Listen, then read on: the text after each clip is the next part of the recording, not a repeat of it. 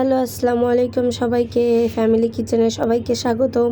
তো আজকে আমি নিয়ে আসলাম নতুন একটা খাবার নিয়ে। তো এই খাবারটা খুবই স্বাস্থ্যকর, যাদের শরীর খুবই রোগা তাদের জন্য খুব উপকারী। তারা যদি প্রতিদিন সকালবেলা এই খাবারটা খায় 1 মাসের মধ্যে ফলাফল দেখতে পারবে। তো এখানে আমি ডিম সিদ্ধটা বসিয়ে দিয়েছি। তো তারপরে এখানে আমি কিছু ফুড কেটে নেব। তো ফার্স্টে এখানে আমি ড্রাগনটা কেটে নেব।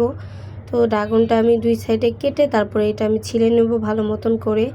তো দেখতেই পাচ্ছেন খুব ভালো মতন এখানে আমি ছিলে নিচ্ছি। এখানে আপনারা যে কোনো ফ্রুট ব্যবহার করতে পারেন। এখানে আমি ড্রাগনটা ব্যবহার করতেছি, আর কলা আর আম ব্যবহার করব, সেটা আপনারা দেখতে পারবেন ভিডিওর মধ্যে।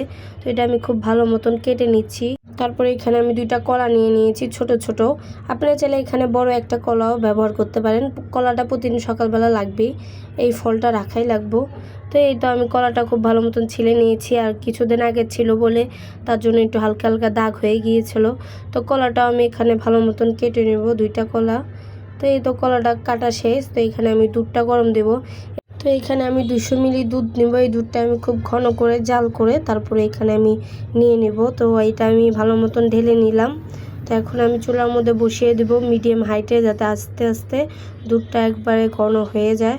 তো তারপরে এটা আমি একটা প্লেটে সাজিয়ে নেব ফলগুলো। তো এখানে আমি ফার্স্টে ড্রাগনটা দিয়ে দিলাম। তো দেখতেই পাচ্ছেন আমি খুব সুন্দর করে ড্রাগনটা দেওয়া হয়ে গিয়েছে। তারপরে দিয়ে দেব এখানে আমি কলা, কুচি করে যে কলাগুলো রেখেছিলাম, তো এখানে আমি সেটাই দিয়ে দেব।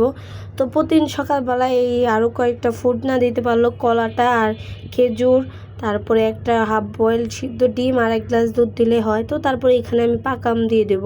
তো এটা বেশি পাকা ছিল না, হালকা হালকা কাঁচাই ছিল। তো সেই আমটা আমি কেটেছি, এটা ভিডিও করা হয়নি। তো এই আমটা আমি এখানে দিয়ে দিলাম। তারপরে দিয়ে দেবো এখানে আমি 4টা খেজুর। তো খেজুর আর কলা, দুধ আর একটা হাফ বয়েল ডিম খেলেই চলে। তারপর আমি 2টা ফুড ব্যবহার করলাম, আপনারা চাইলে যে কোনো ফুড ব্যবহার করতে পারেন। তো তারপরে এই তো আমি একটা হাফ বয়েল ডিমও দিয়ে দিলাম মাঝখান দিয়ে কেটে। তো তার মধ্যে এটার মধ্যে হালকা একটু নুন ছিটিয়ে দেবো আমি। তো এই তো দেখতেই পাচ্ছেন হালকা একটু নুন ছিটিয়ে দিয়েছি আমি এখানে। তো খুব সুন্দর একটা প্লেটার তৈরি করে নিয়েছি আমি, দেখতেই পাচ্ছেন। তারপরে তো দুধটাও খুব ভালো মতন ঘন করে নিয়েছিলাম, সেটাও আমি একটা মগের মধ্যে ঢেলে নিলাম। তো আজকের ভিডিওটা এতটুকুই ছিল, আশা করি আপনাদের ভালো লাগবে। আপনারা বাসায় ট্রাই করে দেখতে পারেন, এই খাবারটা খেলে খুব ভালো হবে। তো সবাই ভালো থাকবেন, আল্লাহ হাফেজ।